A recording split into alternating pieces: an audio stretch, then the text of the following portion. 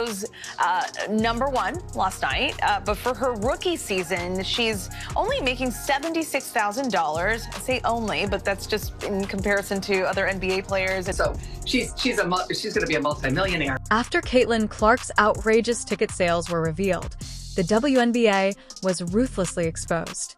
Yes, 25% of ticket sales, merchandising, and TV ratings were compromised. Although it is painful, consider that the WNBA has a gold mine in Caitlin Clark, and they are paying her as if she were working at a concession stand. Clark is essentially the league's walking stimulus package, yet she only makes $76,000 annually while the league makes millions. Yeah, I think using the platform she has that she's gained with all these followers nationally, but also globally now. There's also a chance of having $250,000 contract or addition for marketing the WNBA. I'm sure she'll get that as well. They may not have realized that Caitlin Clark is more than just a basketball player. She is a game changer, and whether the league agrees or not, her fans support her.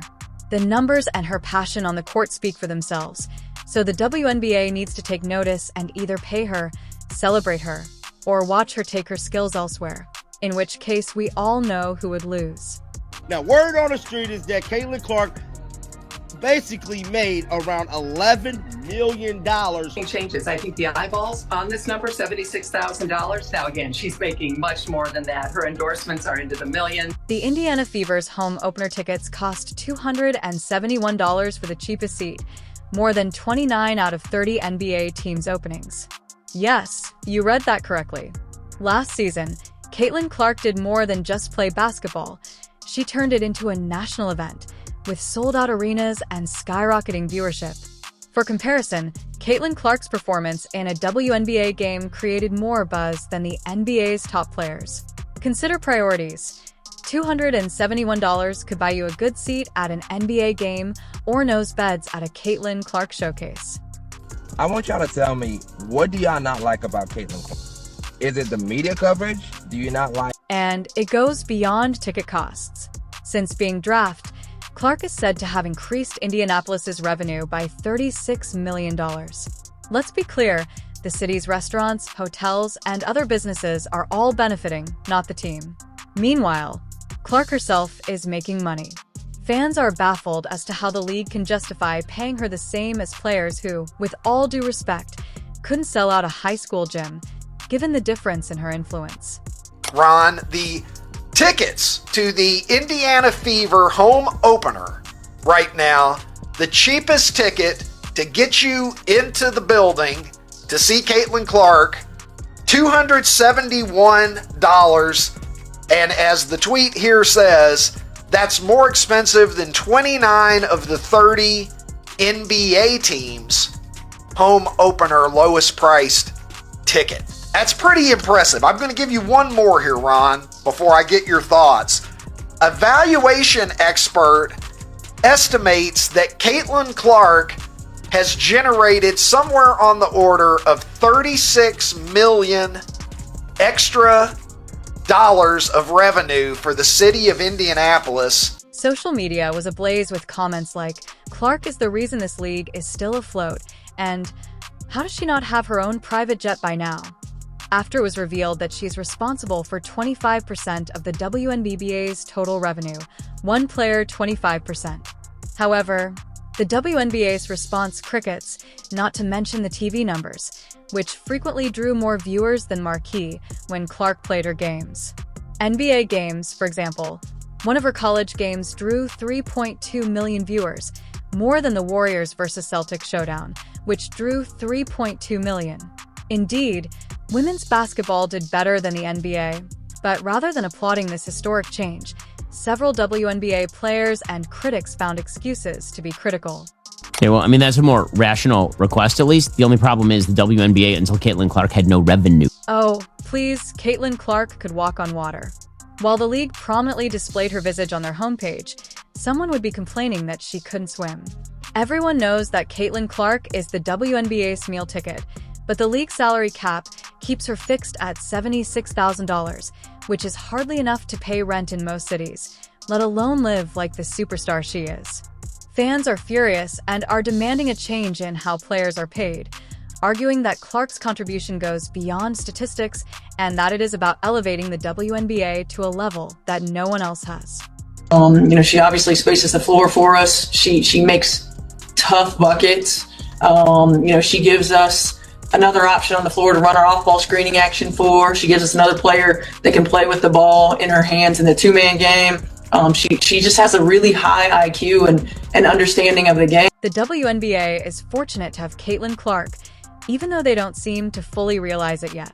As the league prepares for another season, the question isn't whether she will continue to dominate, but rather whether the WNBA will finally step up and treat her like the superstar she is because, let's face it, without Clark, the league wouldn't just lose revenue, it would lose its heartbeat. Despite the hate, Clark consistently shows up, whether it's draining logo 3ES, threading impossible passes, or rallying her team in clutch situations. Since she was drafted by the Fever, the WNBA should wake up and either pay Caitlin Clark, celebrate her, or watch her take her skills elsewhere because she is more than just a basketball player. Whether the league agrees with it or not, the fans support her, and the numbers and the passion she brings to the court speak for themselves. Let's be clear, Caitlin Clark's debut season was more than just basketball. It was a complete sensation. As if it were no great issue, a rookie straight out of college was able to piggyback 25% of the WNBA's ticket sales, retail money, and TV viewership. Caitlin Clark was the golden goose of the league that has been struggling to gain widespread recognition for decades. However, rather than giving her the recognition she deserves, they gave her a rookie contract worth $76.53, which is less than what some college students earn from peddling coding apps they created in their dorm rooms. The salary gap between male and female athletes are shameful. Clark, it's bigger than TV. And we haven't even discussed the cost of the tickets yet. People were paying hundreds or even thousands of dollars to watch Clark play in a single game, and the courtside seats were selling for NBA-level prices. For the finance novices, this is more than just hype. It's a return on investment. Let's keep acting like Clark's influence is comparable to that of an average rookie. That makes perfect sense, doesn't it? The NCAA Women's Championship game with Clark attracted 19 million viewers, but the men's championship game couldn't even reach 16 million. The WNBA's salary gap is absurd. Let us dissect it. $338,500 for Clark's whole 4-year rookie contract seems like a lot. Until you realize that it's probably what LeBron James creates during commercial breaks every time he blinks.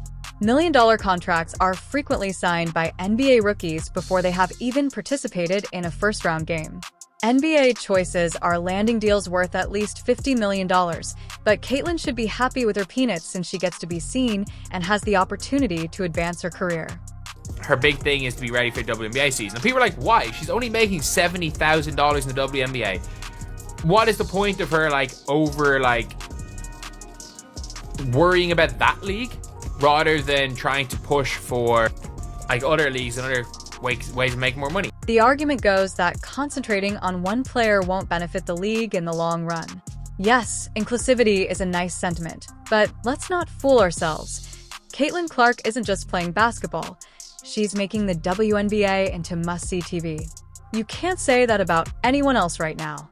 Even popular women's basketball player Angel Reese attempted to claim equal credit for increasing the league's popularity, but statistics don't lie. This is where things get even better or worse, depending on how much you can tolerate. Sales of Clark's jerseys are skyrocketing.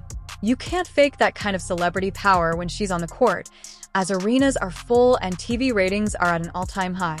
Man, she is hotter than fish grease right now when it comes to making money. That's why she didn't have to do the Unrivaled League. That's why she didn't have to do none of the stuff they wanted her to do during this offseason for the W. Put this in 305-317, but the WNBA has responded with no reform and quiet.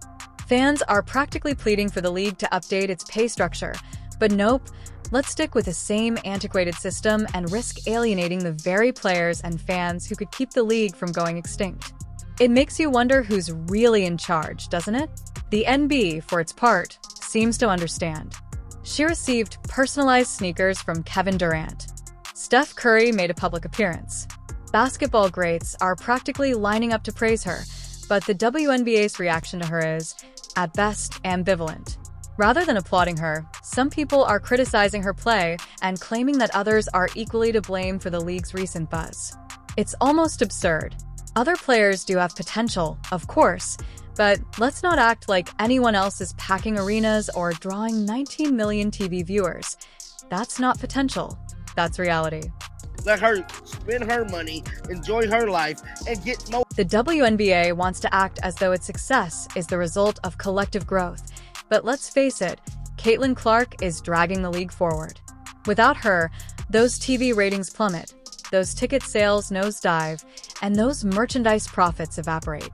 The league should be going above and beyond to keep her happy instead of sticking to outdated pay structures that scream we don't actually value you. Clark's influence extends far beyond the court. Young girls are buying basketballs because of her, and brands are lining up to sponsor her. But you can see here, she's likely not worried about a rookie contract. Fans are aware of this absurdity. People are calling for change on social media, pointing out how ridiculous her pay is in comparison to her impact. It's not just about fairness. It's about business. You don't underpay the person who is responsible for your survival. It's not just bad optics, it's bad math. However, it appears that the WNBA is too busy celebrating its incremental growth to realize that the league is playing a risky game. If they don't change, they risk losing not only Clark, but also the momentum she has created.